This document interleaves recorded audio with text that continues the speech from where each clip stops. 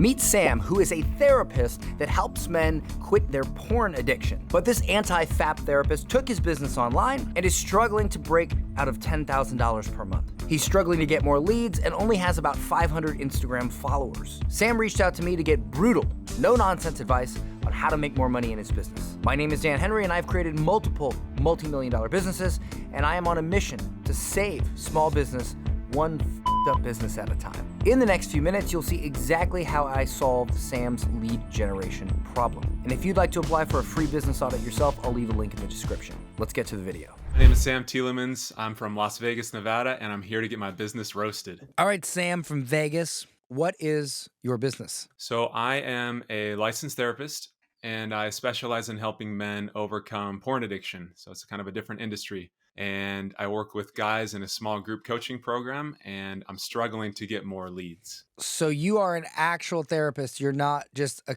coach who coaches who wants to give unlicensed therapy, correct? Yeah, exactly. Yeah, no, I'm not a life coach. I'm actually, I've got my master's degree in marriage and family therapy. So I'm fully licensed, and I've been working with people for like a decade now. All right. And you help guys stop wanking, right? Pretty much. Is wanking okay, or is it just watching porn while wanking? Well, most people want to get rid of both.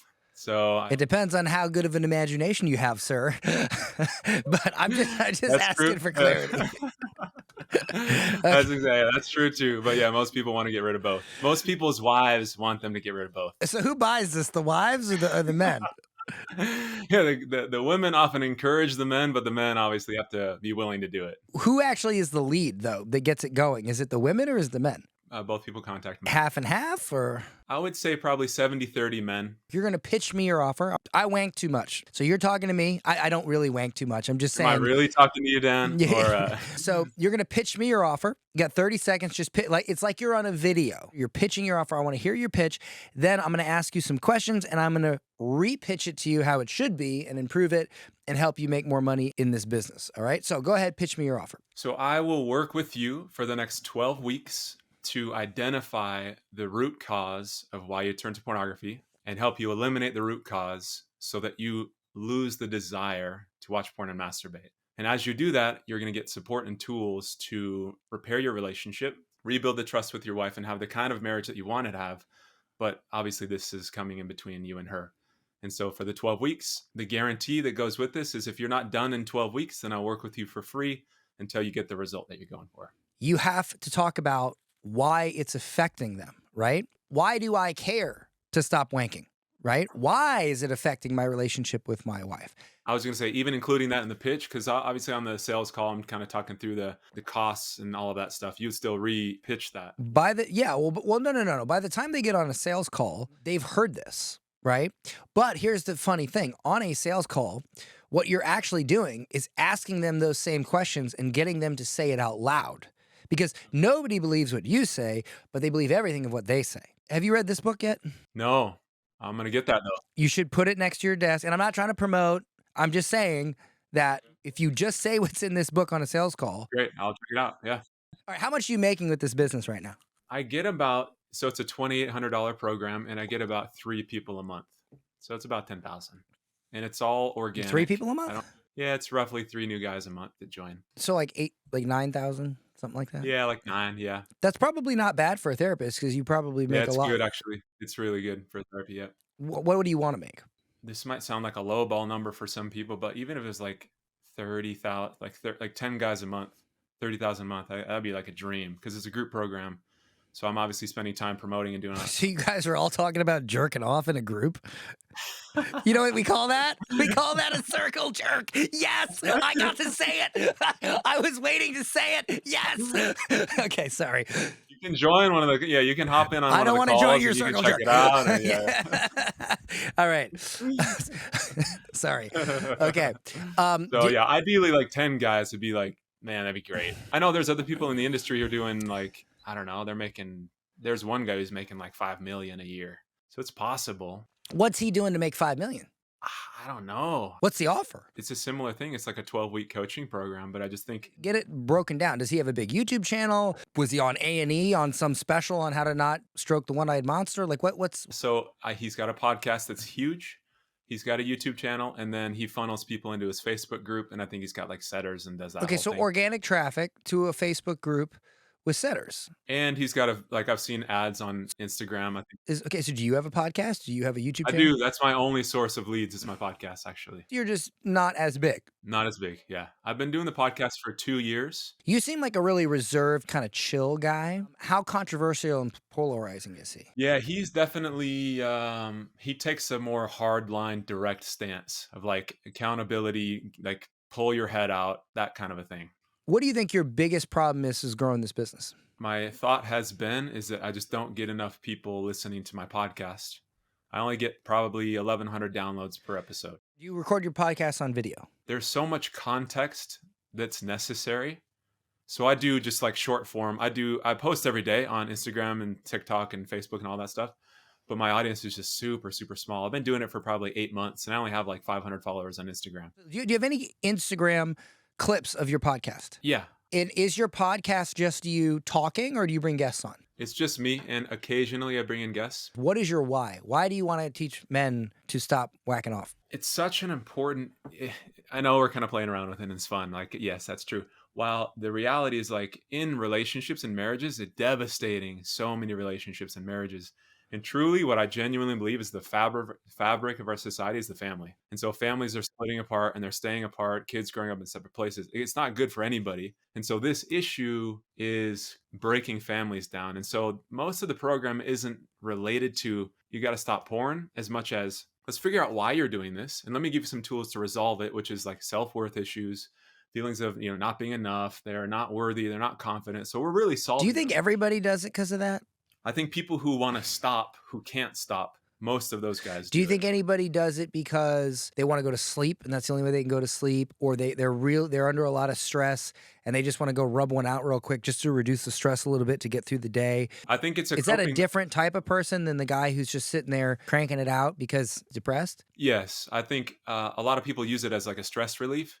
But if you go a little further under that, it's like if they don't have any ways of coping with stress, or if they're overwhelmed at work, usually it brings up this like fear of inadequacy. Like I'm falling behind, my boss is going to think I'm a loser. What if you're just shaking and you just want to chill out or you want to go to sleep? And that happens too, of course. And most of the guys that I work with, while they can relate to that sometimes, it's more usually the underlying issues. And what about the guy who will like jerk off 3 times and then go bang his wife twice? What about that guy? Yeah, it's a coping mechanism, right? If he's like in this pattern of doing that for a long, long time and he's dealing with inner issues. Let me rephrase. What is the problem? Like, I'm not disputing it's a problem. I'm just trying to identify it so that when I give you the pitch, like they don't want to have sex with their wives because they already rubbed one out. Is it because they watch porn with girls that go to the gym every day and have amazing bodies, and then they look at their wife who sits around playing solitaire all day and they don't want her? When in reality, she should probably just get in the gym, because I think everybody should get in the gym. That's just me. But is it that? Or is it that they watch violent porn and now they want to like hang their wives upside down and slap them? Like, what is the actual problem here? The underlying reason is that most people are exposed to porn when they're young, and it becomes at an early age a way to deal with all the uncomfortable feelings that they have. So it's stress, it's loneliness, it's boredom, it's fear. And just to maybe clarify this, that's not everybody, but it's for the people who get caught in this web who can't stop. It's often the coping mechanism to deal with their feelings. They have no other way of processing their sadness. They feel inadequate and unworthy. So they just have watched porn and masturbated for, 2 decades of their life. So they take their pain like it would be for alcohol, right? Why do people drink? Well, some people drink because it tastes good. Some people drink for social reasons. But people who are like alcoholics and can't stop, it's not because they like the taste of, sparkling cider. It's like they're drowning their sorrows. It's literally the same thing, but just a different mechanism. I'll give you an example. When I don't drink anymore, but when I used to drink, I actually don't like getting drunk. I certainly don't like the next day. What I liked was I loved the taste. A smoked old fashioned to me, like if you couldn't get drunk on those, I would have drank, and it didn't make you fat, I would have drank the crap out of those, right? It also was because if you go out and you want to be social with people, it loosens you up so that you can be a lot more social than you're used to. And plus everybody else is drinking, so they want you to drink. So there's peer pressure there. When you're younger, it's also because, and I'll just say it, like if you go out with your girlfriend and you're both drinking, you're probably going to have a much spicier night than if you didn't, right? Sure. So like there's different reasons, right? and versus I'm depressed, so I'm going to drink my depression away. So that's what I'm saying is like, I'm sure there's guys out there that when they have a girlfriend, they're just always with their girlfriend. And when they don't have a girlfriend, they're probably cranking them out because they're bored. Sure. It sounds like this is the guy that's letting it really affect their lives, right? So, Yeah, that's give me right. 3 things is like really bad in their life as a result, they're constant cranking. Low self-esteem. I can't understand that. So are you asking about what leads them to do that or what they feel afterwards? The negative result, like why should, like, all right, let me play the devil's advocate so I can pull the pain points out of you. Again, I'm really trying to understand your audience. Great question. Yeah, All that's right. great. Yeah, yeah. Why should I stop jerking off? Because it's affecting your marriage. How? Your wife doesn't have any trust in you and she argues with you. She finds out, the guys who call me, wife finds out. Oh, she's devastated. okay. Aha. I knew it. I knew it. Okay, so the wife found out. Oh, okay. I see. I'm sorry, honey. I'll go to therapy. So that's probably a portion of the audience. Okay. All right. Yeah. Okay, which is fine. Money's money. No, I'm just kidding. Okay, so their wife found out, right? Yep. 10 people buy your program. How many did their wife find out? It's 99 out of 100. Okay, so number one, their wife found out and they've lost trust in them. What's the second bad thing? Okay, great, but why else should I stop jerking off? It decreases their self-esteem to want to stop but not be able to. So they feel like losers. So these people want to stop. Everybody wants to stop. Yep. Are you sure? Everybody that I work with. Okay, all right. People who don't want to stop, they don't call it. They don't see that's a problem. Yeah. I'm gonna get in so much trouble. Specifically, yeah. My wife does not watch my YouTube. She does not give a flying about anything that I do when it comes to online. She thinks it's all nerdy stuff, so this is working out great for me. So my mother watches it though. Damn it, my mother watches every single audit. I'm gonna get a text about this. Okay. You're gonna get a text. They want to do something, they can't do it. They feel addicted. They feel powerless to this big, huge, double D friggin' just, I'm a loser. Okay, got it. And so what's the third thing? Some of the guys, it may be 50-50, but some of the guys they're spiritual, so they feel like it's out of alignment with their spiritual values as well. So they feel a lot of guilt. 10 people buy, how many are spiritual? The people who join are Christian, probably 70%. Of the 30 that are they like atheists or are they Muslim or what? They don't really bring in any type of spiritual, they don't ever talk about that being an issue. They're just... So they could be religious. They could be. Yeah, I guess they don't. Okay. I want to stop, but I can't. Therefore, I feel powerless and I feel controlled by women. Yes. Because that's really what's happening. They're being controlled by the production company. And the third thing is it's out of alignment with their values. Yes. All right. I got everything I need to hear for the pitch, which I'm about to give you. Let me take a look at your website. Let me take a look at your content, and then I'll give you the pitch. All right. Please tell me you have a business bank account. Yes, I do. Please tell me you have 2 business bank accounts, one for your therapy practice and one for your coaching. That I do not. Now that you say that, I guess I'd never really considered that because it was under the umbrella of therapy, but see, look, check it out. Let's say you make 50 grand a month with your coaching business, right? And let's say somebody comes in to your therapy practice and they're like, I can't stop jerking off. And you're like, all right, do this thing. And they go home and do it. And they're like, Dr. Sam, I told you I did what you said to do, but I misinterpreted it. So I put my in a wood chipper and now it's just all over the lawn. And now I'll never be able to jerk off again, nor do anything with my wife. I'm suing you. Guess what? They can go after all the income and the revenue of your coaching company. all right, yeah, that's not, yeah, we don't want, obviously, yeah, that's not okay. What state are you in? Vegas? Nevada. I'm in Oh, Vegas, okay. yeah. So you have low taxes. No state tax. LLC? LLC, yep. Sub S election? Say that again? Sub S election. So you save money. S Corp? Or S Corp. A sub S election is basically the LLC version of an S Corp. Okay, yeah, it's an S Corp. Okay, good. If I want to sign up for your November course, how do you process the payment? Stripe? Don't tell me Stripe. More specifically, Stripe is integrated into my therapist calendar. So it's a big, CRM basically for therapists. The man doesn't whack off, but he uses Stripe. Unbelievable. I don't know which one is worse. No, I'll tell you which one is worse. Stripe! Okay. All right. Let's take a look at your stuff here. All right. Let's see what kind of dumpster fire we got to deal with. So let's watch some of your no-nut reels. Okay. A scary fact about masturbation. This one looks interesting. Fact about masturbation that'll make you want to quit immediately. Dr. Andrew Huberman, a neuroscientist out of Stanford, said that there's a very different experience that happens in the brain when somebody has sex with a real person versus watches porn and masturbation. He said that when you do this, your dopamine levels spike and then crash below baseline. And here are 3 damaging consequences of that crash. Number 1, it decreases your mood and your motivation. Number 2, it decreases feelings of self-confidence and worth. And number 3, it can actually develop into a habit or addiction that's very hard to break on your own. If you've been caught in this loop and are looking for strategies to break free from porn, then follow me. Why are you censoring the word porn and masturbation? I wasn't for the longest time, but then I maybe thought I saw that the algorithm doesn't like that, so I'm bleeping that out. No, they love that. Are you kidding me? Okay, I'd No, rather just keep don't it in censor there. that, bro. No. Okay, all right. I can't remember where I got that feedback, so I was like, all right, I'll test that because it's not growing. I'm gonna hit watch again. I'm gonna listen to the first part. Here's a scary fact about masturbation that'll make you want to quit immediately.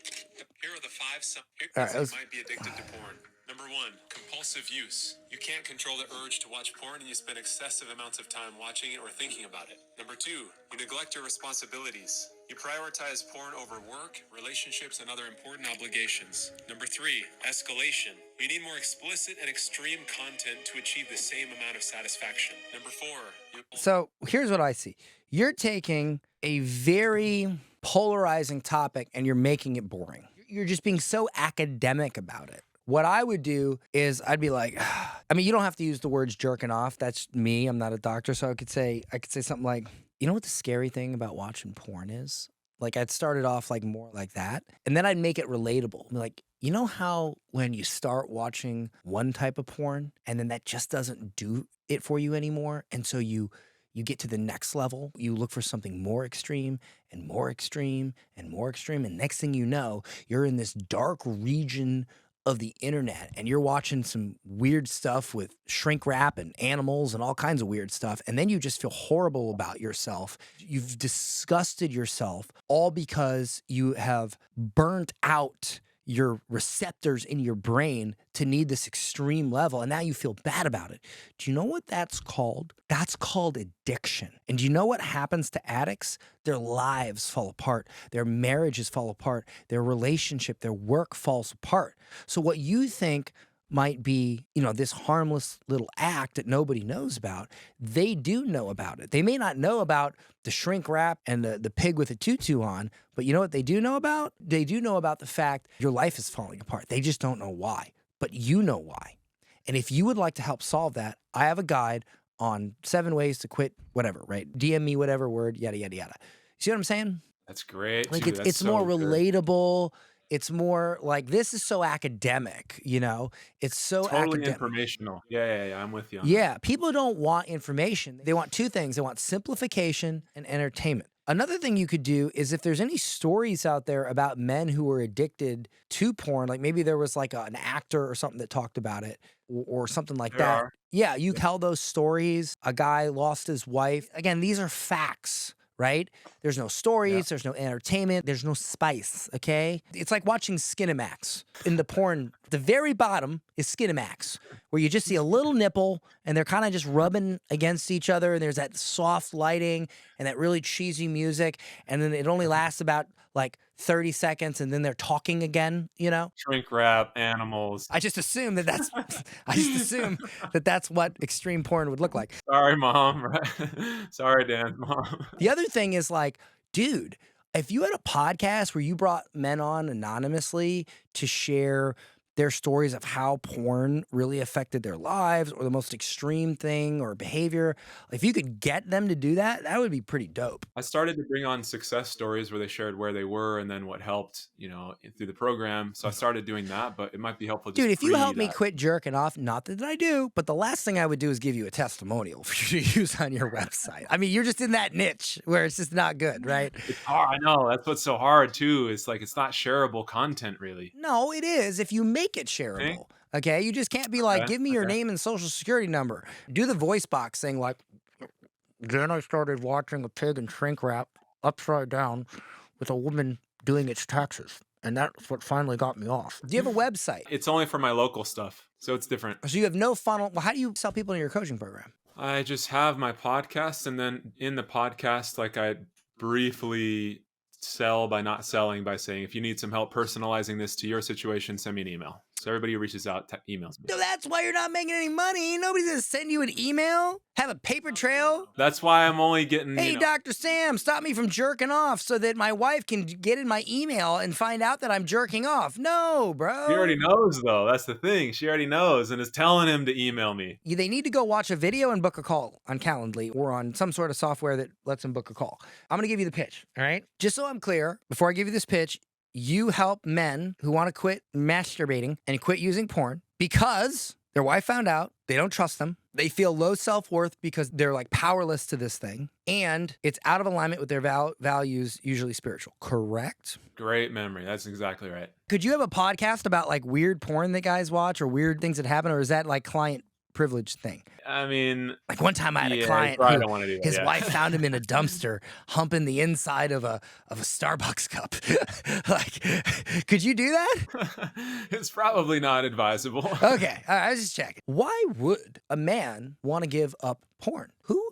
Isn't it a harmless act? Well, if you're watching this video, you have probably by this point found out it is far from harmless. Perhaps your wife caught you and she no longer trusts you and she views it, regardless of what you think, she views it the same as cheating. You have tried to quit and you simply can't. And what happens? Here's this video of this woman that you don't know, and she never will meet you, yet she holds so much power over you that you are literally powerless to her. She's controlling your life to the point where you can't say no, you don't quit, and she doesn't even know you. And it makes you feel incredibly low self-worth because you can't even say no, a woman that doesn't even know you. And perhaps you're here because you're a man of faith. And it goes without saying that pornography and masturbation go against your values. And do you know what the number one cause of depression is? It's when someone goes against what they view themselves as. In other words, their values. When you act and you behave and you live your life opposite of your values of who you would like to see yourself be, that is a huge cause of depression. And what happens when your wife doesn't trust you? What happens when you feel low self-worth and low confidence? What happens when you feel depressed? Your life falls apart. So maybe you're here not just because of those reasons, but because things in your life, relationships, maybe work, maybe your satisfaction, these things are falling apart because of the mental burdens put on you from your porn addiction. Maybe even it's costing you issues in your relationship or your sex life. Or maybe as a result of this, you don't have a good or any sex life. My name is Dr. Sam. I am a licensed therapist that helps men give up porn. And I am so confident, not just based on my clients' results, but based on my 30 years of knowledge around this subject, that I can help you too. I can get rid of the depression around this. I can get rid of the lack of self-esteem. I can show you tools to help rebuild trust with your wife. And believe me, the first step to that is actually seeking help. I've talked to hundreds of women, and the number one thing that they say helps begin rebuild the trust in their partner, in their husband, is the simple fact that they actually sought help. If you would like to take that first step, there is a link below where you can book a completely free call. I will have a chat with you and I will give you some tools and I will assess your situation on how you can give up porn addiction. And by the time at the end of that call, I'll give you a roadmap, what you need to do over the next few weeks to do so. And if it seems like I could really help you and you really resonate with what I have to say, we can talk about some personalized help in my program. Do not let yourself be powerless to people you don't know. Do not let yourself remain depressed and affect all aspects of your life. And do not let your trust with your wife remain broken over a video on the internet. Let me help free you from those chains. Let me help you take back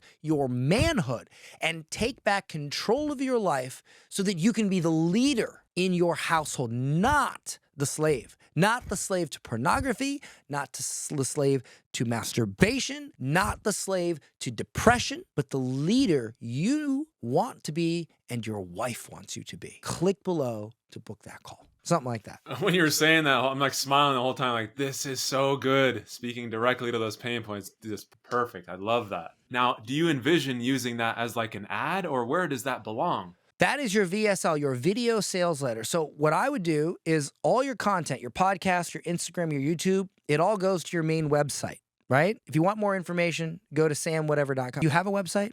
I do, yeah. It's like let's say you went out and bought like quitporn.com or something. That's probably taken, but you know what I'm saying? If you want more information on how to do this, go to quitporn.com, right? They go there, they watch this video, they book a call. Now, that was what I call a direct pitch VSL, video sales letter, direct pitch.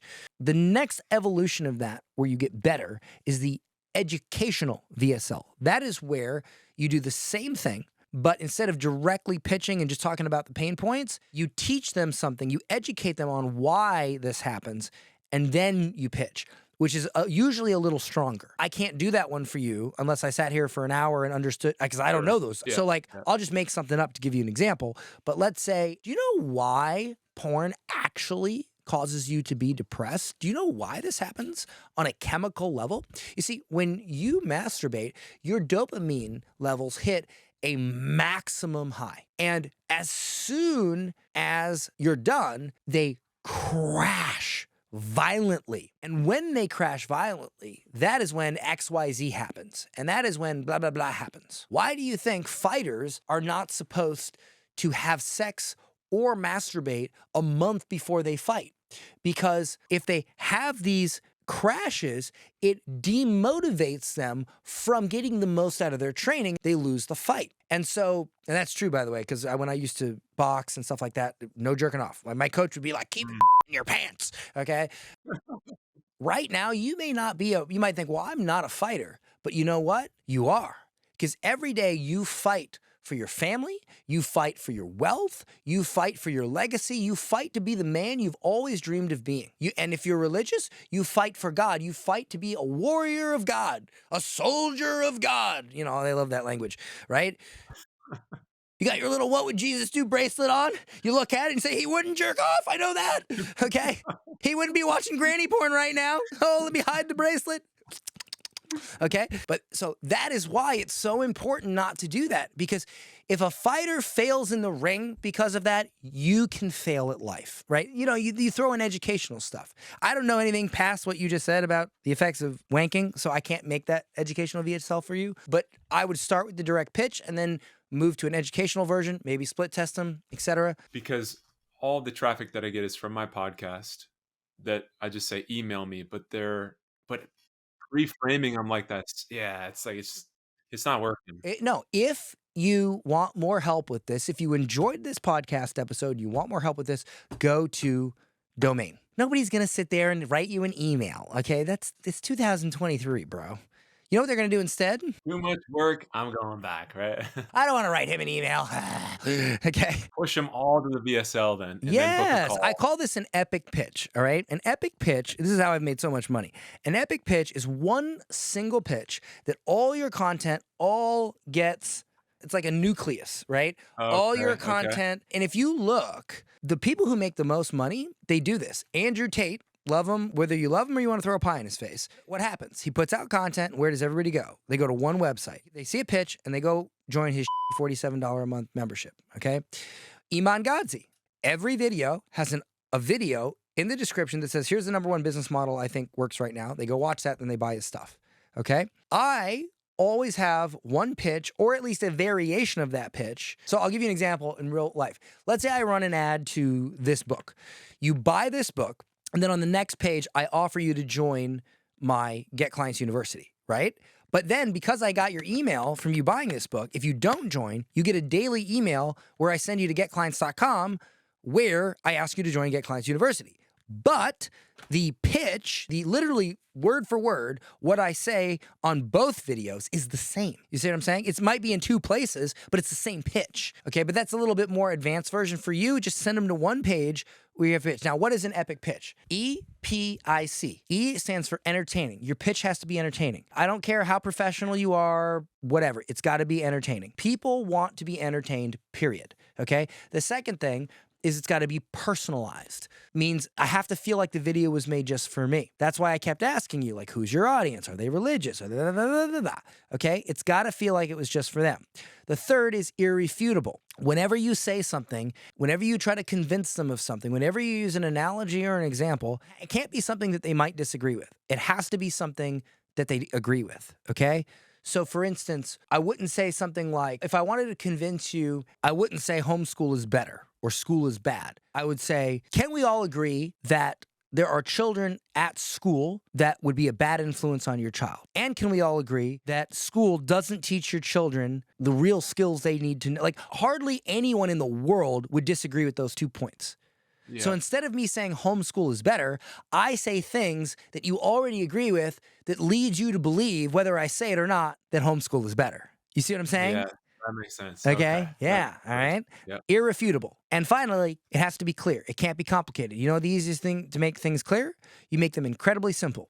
Donald Trump won the 2008 election, not because he was a wild man. People think that, but no. If you take Hillary Clinton's campaign announcement speech and you put it into the Hemingway app to see what grade level it reads at a grade level 7. If you take Donald Trump's Save America speech and you put it into the Hemingway app, it reads at a grade level 2, second grade reading level. It's going to be huge. We're going to make these people, they're all bad. We're going to make it better. Okay. It's going to be great. Okay. People are going to have more money. But everybody receives information in a very dumbed down way, probably because we have so much information coming at us these days that it's all noise. So unless it's incredibly simple, we don't even receive it. That's why when I hear politicians and they're like, oh, well, you know, special interest. Nobody knows what special interest is. I know what it is. It means that somebody paid somebody to make a law. But see, if I was running for president, I would not say, this guy gets involved in special interest and earmarks. I would say, this guy does business with people who work for big corporations and they pay those people to change the laws so they get rich and you stay poor. That's how I would say it. Yeah. You see what I'm saying? And that's what Donald Trump did. Great. That's what Donald Trump did. That's why he got elected, okay? He made it simple. If you make it simple, entertaining, personalized, irrefutable, and clear. If you can do, all you have to do when you're done recording it, say, was it entertaining? Was it personalized? Was it irrefutable? And was it clear? And if the answer is no, re-record it until you can say yes to all 4 of those things. If you can do that, you don't have to be a copywriter. You don't have to be a friggin' master marketer. If you can just say yes to those 4 questions, you have an epic pitch and it will do at least decent enough to make you, to really grow your business. Okay, make you a lot of money. Is there like a time? Is it like, what do you consider 5 minutes, 10 minutes, 20? Does it matter to you, or what would you recommend in terms of time? We have in my membership site at $97 a month, we currently charge 818 members. Okay, 818 members. Last month we had in the 600s. That's great. My epic pitch is only 5 minutes. Now, if you're doing an educational version, it's going to be a little bit longer. It's going to be 10, 20, 30 minutes. If you're doing a full-length webinar, it's going to be more like an hour, right? That's like a super educational. Since you already have a podcast, you're already educating, I would just go with the 5-minute. Dude, just say what I said. Just transcribe it. I'm going to, for sure. I'm actually going to do that because it's exactly you can what have they it. need to hear. Steal it. I don't care. You know? Thank you. That's exactly what they need to hear. And you said to push everybody from podcasts, from social. What's the promise? Is it if you want to learn more about this, then am I offering them something, or how do I get them to keep it vague in case you ever change it? Say, I'm going to go to GoDaddy.com. All right. Do you own a website? Yes. What is the website domain? coupleshealing.org. That's not bad, honestly.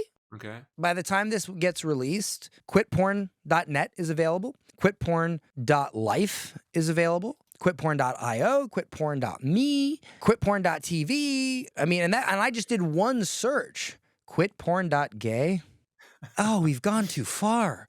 Why? Hey, if you enjoyed this podcast and you'd like a little bit more help with this, a little bit more information, go to stopporn.info. Okay. Like, don't be like, oh, it's the 7-day, blah, blah, blah. Like, just keep it simple. If you want more help with this, visit stopporn.info.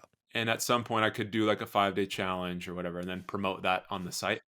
So that's like if you played flag football at the dad's league and you looked at the NFL and you watched two 260-pound dudes smash into each other, and you're like, I need to go find a 260-pound dude to smash into. That's the correct course of action. No, bro. Different places. Okay, I did not do the same. Dude, if I did a 5-day challenge when I first started out, I would have bombed. Okay.